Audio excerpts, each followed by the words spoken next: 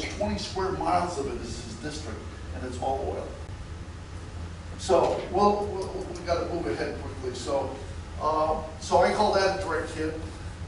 Rob Morrow, who's Hank Reardon. What's interesting, he also has a kid brother. Remember the kid brother for Reardon? That's Philip. Yeah, Philip. Well, same birth date here for Oppenheimer, and Oppenheimer has a kid brother in the Manhattan Project, giving him grief too because he's a communist and leads to problems for him. So again, it's kind of like it's a.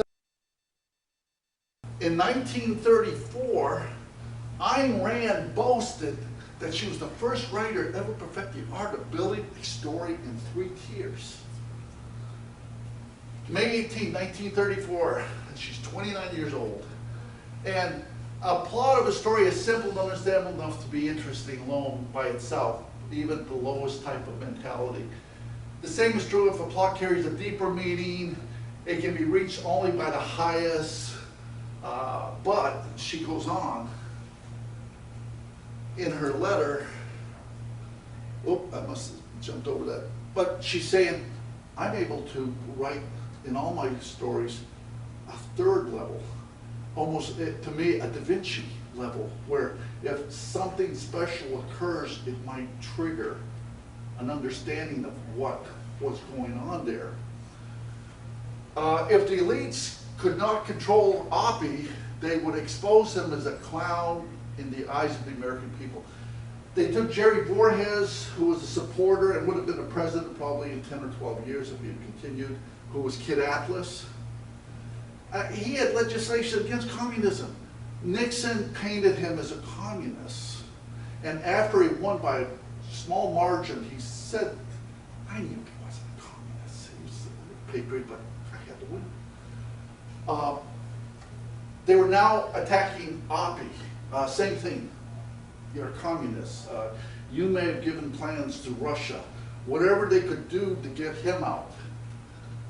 So I had contended at one point in time, just before Roosevelt's death, he sent a telegram, a note, something to Oppenheimer saying essentially, whether he was at Warm Springs, Missouri, which they also called the White House to Oppenheimer stop, Joint Operational Homeland Nuclear stop, Geothermal Atmospheric Liquefied Thorium stop, initiate strategy.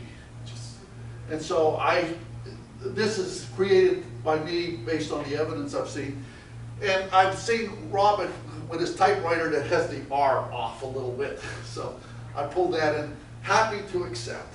Robert Oppenheimer. So this is, be it this form or some other form, this is to communicate, because there's some things going on that we won't get into here because it'll be later, but the British are involved in this, but the British are coming. So it's a moment of deep despair. Oppie, he realizes he's being cornered. The military have been investigating for years. The FBI is now starting to bug his office, his home soon in the next few weeks.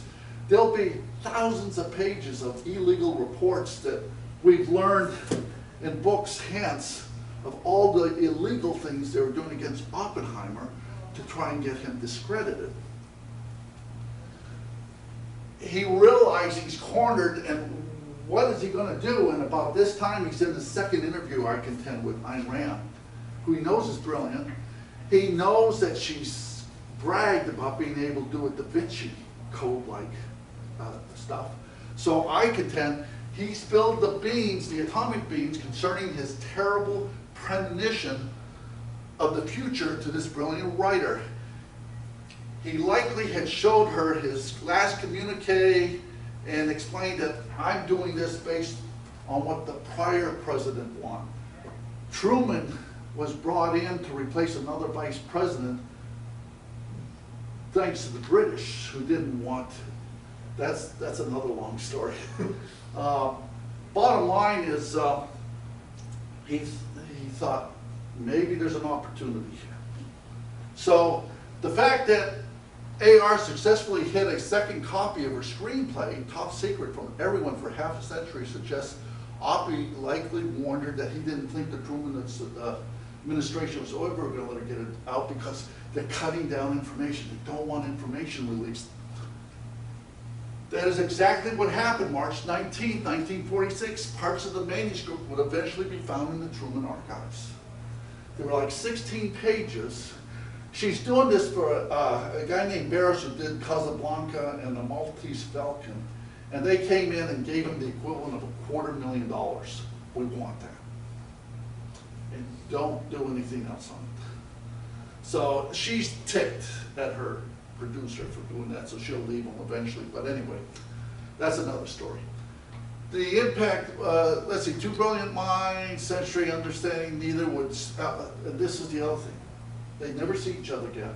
They never speak of this.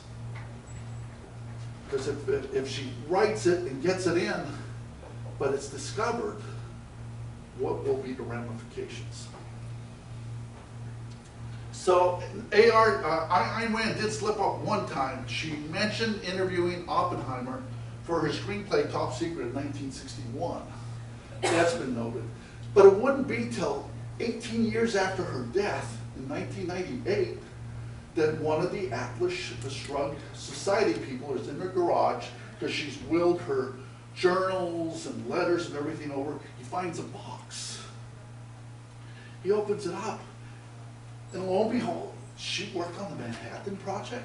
It was her screenplay. She had made a second copy.